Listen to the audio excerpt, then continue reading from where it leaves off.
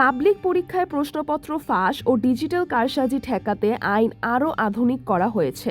জাতীয় সংসদে পাশ হয়েছে public examinations offences amendment bill 2026। নতুন আইনে অনলাইনে প্রশ্নপত্র ফাঁস, পরীক্ষা ডেটাবেইসে হ্যাকিং বা ডিজিটাল কারসাজি এবং পরীক্ষা কেন্দ্রে নিষিদ্ধ ইলেকট্রনিক ডিভাইস নিয়ে প্রবেশ বা প্রবেশের চেষ্টার জন্য সর্বোচ্চ 5 বছরের কারাদণ্ড ও অর্থদণ্ডের বিধান রাখা হয়েছে। এছাড়া কোনো পরীক্ষার্থীকে অসৎ উপায়ে সহায়তা করার উদ্দেশ্যে চুক্তি করা বা চেষ্টার ক্ষেত্রেও একই শাস্তি প্রযোজ্য হবে।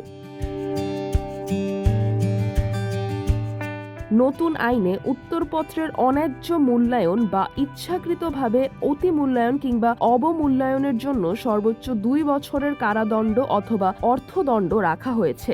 তবে এক্ষেত্রে তৃতীয় পরীক্ষকের মাধ্যমে অনিয়ম প্রমাণিত হতে হবে। বিলে আরও বলা হয়েছে, শিশু অপরাধীদের ক্ষেত্রে শিশু আইনের বিধান অনুযায়ী ব্যবস্থা নেওয়া হবে। উল্লেখ্য, সংশোধনের আগে প্রশ্নপত্র ফাঁসের সর্বোচ্চ শাস্তি ছিল 10 বছরের কারাদণ্ড। নতুন আইনে শাস্তির মেয়াদ 5 বছর নির্ধারণের পাশাপাশি অনলাইন ও ডিজিটাল অপরাধের বিষয়গুলো স্পষ্টভাবে অন্তর্ভুক্ত করা হয়েছে। সিদ্রাতুল আভা, দৈনিক আওয়ার বাংলাদেশ।